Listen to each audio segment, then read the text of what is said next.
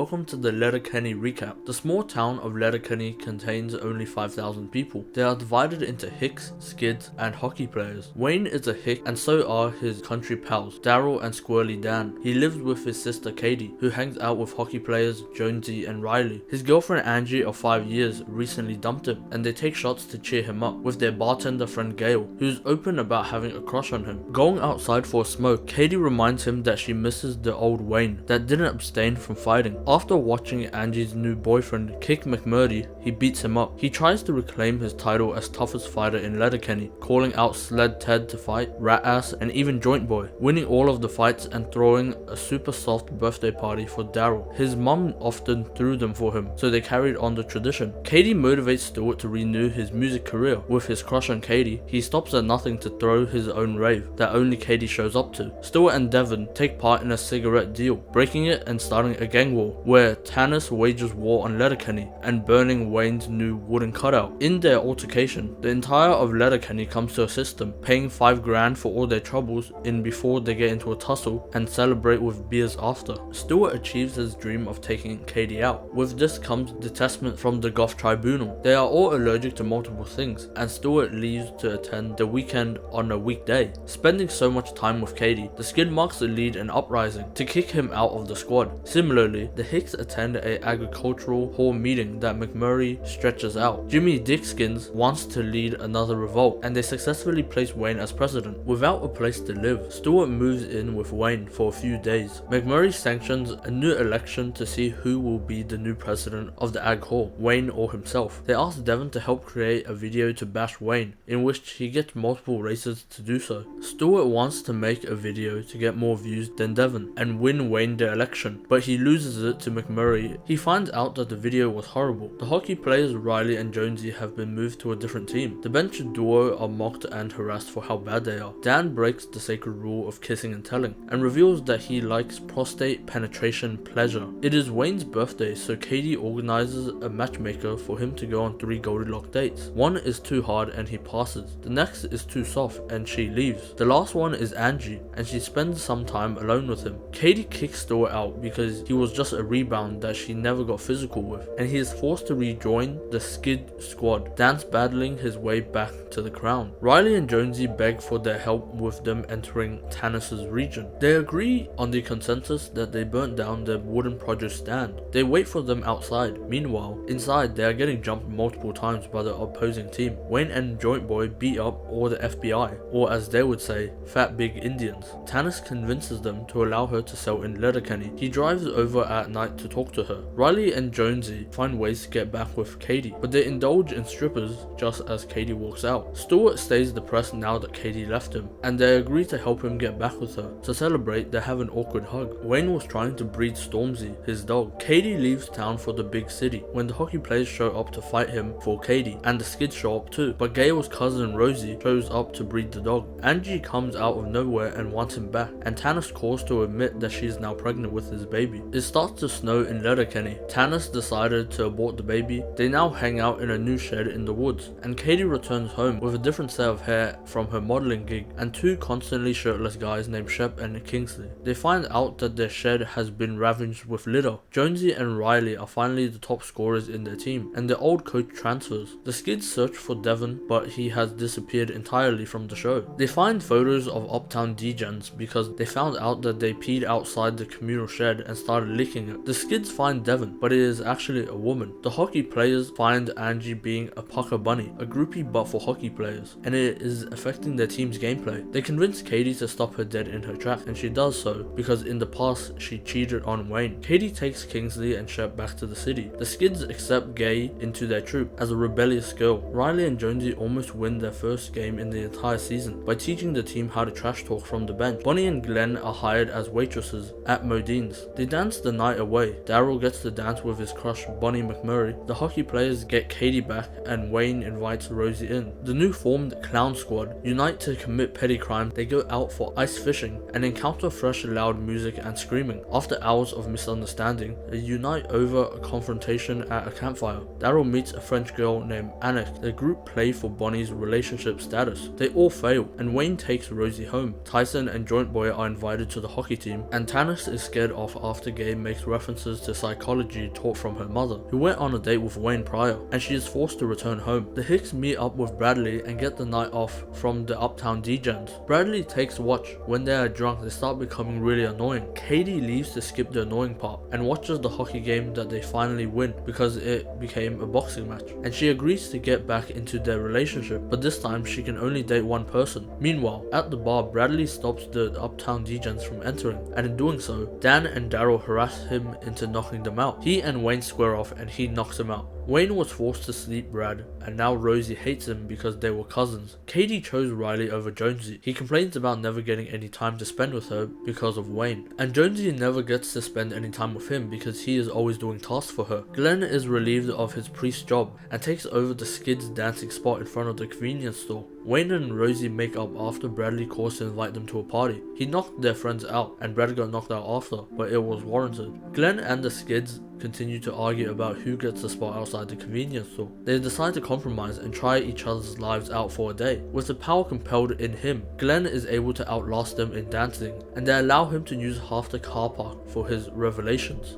Meanwhile, Axe and Slash sell cigarettes to teenagers to force them to return to Aunt Tannis. They settle it with a cook-off until the Avengers show up, or as Wayne would say, the All-Star Degens. Rebellious deserters beg Tannis to return, and they scrap a massive battle. In the end, they mock Wayne with lots of vegetable puns, so he arms the Vegements and fires. They celebrate two hockey legends, the Bay brothers, returning to town. They throw a great day for Thunder Bay. They are part Hick and also native, so Wayne teams up with Tannis, inviting the hockey players and Stewart. The Bay brothers arrive late, spending all their time with the Gym Babes, Big City Slams, and Angie. They settle on ripping Chell or playing hockey video games. Tannis leaves to go inside the barn, and Wayne follows. But in actuality, Wayne got into his car and diverted the lustful sins of infidelity, and drove to Rosie, who admitted that she wanted to move to Vancouver for pit bull rescue, so he got a get out of jail free card. Ron and Dax hold a wedding and invite over people from town. Stewart DJs the wedding. Wayne is back with Tannis. Bonnie and Katie are catcalled at the event. They took an oath to never fight at a wedding, so they lure them away to be beaten. Without Devon, the Skids meet a new smuggler, Everett. In return for meth, he gives them access to the dark web about cannibalism and meet Hard Right J. Wayne tries to give Tannis another chance, but it doesn't seem to work out. Riley and Jonesy have been kicked off their team because it disbanded. They are made to coach a hockey team, more specifically a women team that has won championships 2 seasons in a row. Hard Right J comes to town spouting political conservative values about the changing of an underage soccer team name, and it annoys the Skids, hockey players, and even coaches Riley and Jonesy. They all chalk it up to Twitter bullcrap, and they have a scrap to solve the issue. The all of Letterkenny join for an annual spelling bee. Riley and Jonesy inform the Shamrock about their day off. Betty and Anne argue over who's more uglier. Katie finally wins an adult spelling bee. Coach texts the Pheasant to figure out who the guy Betty and Anne are arguing over. Stewart goes crazy about the dark web, and they as a collective decide to get him into rehab. Riley and Jonesy fabricate lies about Betty and Anne's lover, Shawsey, who is actually an ex-player for their team. He is the ref for their last game and makes jokes about sleeping with their mums, giving them the drive to win the entire season. But their mums text to ask about him. They are tasked with helping the French, Jean Carl, Jean Pierre from Degents in Laval, that are expected to crash Annick's pre-wedding party. Daryl always liked her, but she was taken away. They spend the night drinking until the Degents show up. They candidly scrap with them, and Annick takes another liking to Daryl. She calls off the wedding with Jean, leaving to dance with Daryl. Old Frenchman introduces Wayne to his daughter Mary Fred. Wayne takes Mary Fred out to different bars and venues on their first 2 dates. While Daryl stays with Annick, Riley and Jonesy make a bet with Ron and Dax to see who can sleep with more bodies. Stewart recently left rehab and has become a completely different person, slightly. He continues his drug operation with Gay and Rod in the club scene, but this time they are sober. They dye the drugs green to ensure people won't get drugged. A group of women expose their operation to a dealer, and he spots them making the drop. Rold calls the Hicks for help, and Katie agrees to save Stewart from the vigilantism. They also get threats made against them, but the girls they help save from getting roofied intercepts the drug dealers in the club and jumps them, just as the Hicks arrive. Gay leaves the Skids to lay low and rebel, while Stewart is forced to go home. Riley and Jonesy continue to indulge in their lustful sins, and are punished with an STD. However, it isn't Ron and Dax's first rodeo. The crew stop Daryl from constantly calling Annick to not piss her off, Town finds Anik's scandalous Instagram photos and starts getting their noodles wet. Meanwhile, she informs Daryl that she has been hatching things up with Jean and has moved on. Wayne calls Mary Fred, inviting her to a dance party where Daryl is accompanied by Bonnie, and he waits outside for her and pulls out a ring. She says yes, and they celebrate by having a stump burning engagement party. They also create an agricultural talk show for people to call in and they will solve their problem. They call it Crack and Ag.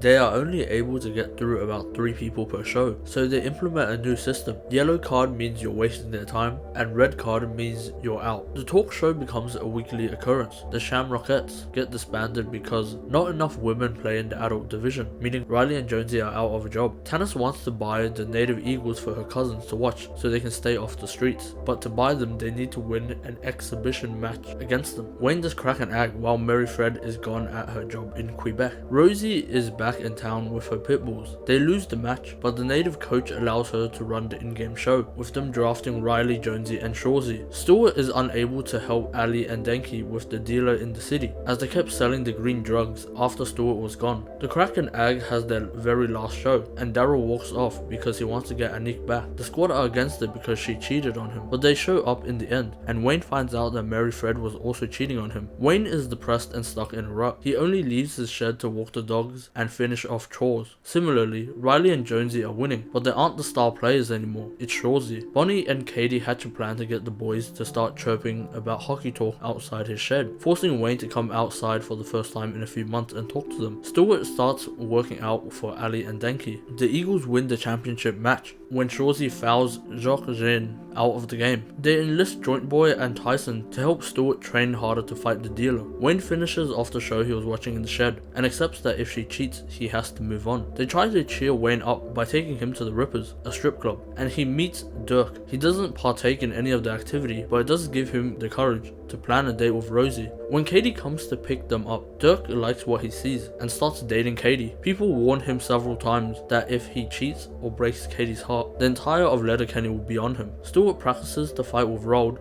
and is horrible, but because Denke and Ali paid Tyson and Joint Boy to help, they believe he is ready and Stewart eventually knocks out the dealer. Riley and Jonesy breach their contract sponsorship with Bro Dude, failing to come up with a satisfactory photo shoot. They select Anik instead. Wayne and Rosie begin to start dating again. Meanwhile, the Hicks, Skids and Hockey Players come together to celebrate Day Beers Day when Katie leaves to go visit Dirk at home. With many phone calls missed, Mary Fred visits Wayne to apologize and warning him that Dirk is actually cheating on Katie. She gets there just as he is outside with another girl. He assembles the Letterkenny squad and they bombard his house. Squirrely Dan has been hinting at a girlfriend, the person that put a finger in his anal cavity, and he sneaks off with her. Ellen is her name. With Katie out of the running, a shocking revelation passes by. The Hockey Players, Stewart and Daryl are now crushing on Bonnie McMurray. In their separate sleepovers, Katie vows to be Daryl's wingman, but once they invite Bonnie over, he is sound asleep. The Eagles have been winning, and without an official sponsorship, Tanis decided to create Indian Energy. Similar to Bro Dude Energy, Stewart and Roald are now named Two Cock Shakur, and they DJ the party. It is leaked to Bro Dude and they dig up ancestry files on Jonesy, Riley and Shawsey. To play on the native Eagles team, they need to be partially native, but they accidentally mixed up their saliva and they have 3 identical results, meaning that the Eagles championship win is going to be revoked. Anik boasts to Katie that she is now dating Dirk, and Wayne goes outside to meet with Mary Fred. Dirk called his cousin to finish the job, but they stored him until Wayne got back and they beat them all up. Months pass and now Bro Dude and Indian Energy are partnered. Mary Fred called Wayne outside to ask for help in purchasing a truck. They are able to bargain a great price with the help of McMurray. Wayne helps Tanis in cleaning the ice rink. She needs to leave early to see her girlfriend, and Shawsey stays late training until he vomits multiple times, and once in a while helps him beat up the Jeans from Quebec. Shawsey is getting recruited up north, so he bids him farewell and they depart on his last day on the job. Ali and Denke leave the Skids for Hockey Players because they have started blowing up on the new trending app Vidvox, but they are blessed with a new replacement and a dancer, Lady C. The ladies reevaluate their scheme to success and steal her from the Skids, leaving the Hockey Players. They end up sharing drinks in the farmland and picking stones, while Shawsey heads up north. A nude gets leaked of Gale. The girls go around town suspecting who it might be, initially Jimmy Dickskin, but he suggests the Hockey Players. However, However, their code would have been broken if they sent it around, so they look towards the Skids. Maybe they hacked into her phone using the dark web, but Gayla admits that it was Jiving Pete. Now her Tinder profile is booming, but they still get revenge for her. The Skids convince Goldstein to start selling drugs for them, giving him an unlimited supply of weed for it. Jiving Pete visits them to apologize for his behavior prior. He has taken a dark path, falling in with the wrong crowd. They accept his apology and will call him if any work comes up. A photographer takes photos outside the property, and Katie gets an idea for them to take photos of their rusty, dusty and cobwebby corners for $50. She hires him for extra maintenance work, but when she informs the McMurrays of her new business ventures, they steal it, starting a rat race of who can improve more for the influencers. No, not influencers. The photographers end up moving to a different side of the country, and they lose all their business. Jiving Pete starts to show up to work late, despite them pressuring Wayne to fire him for slowing down production. Wayne gives him a few days off to settle anything influencing his lateness. He hears rumors around town of Jiving Pete lying on his name. The Skids relay information that Jiving Pete said that Wayne called them gays. He has a stern talking to Pete and his gang of degens before gathering the crew and having a massive scrap, whilst the hockey players celebrate at Modine about Riley's birthday week. The Hicks celebrate May 24. Wayne invites over Oliver and his lady Piper from down under. The McMurrays also invite over their cousin from New Zealand, Amelia, and her husband Liam. They bicker for a bit, but they come together for their hate of Yanks, and Glenn sets off the fireworks at night. Who would have known he was a highly trained pyrotechnician? This is where the series leaves off. For another happy ending, watch this.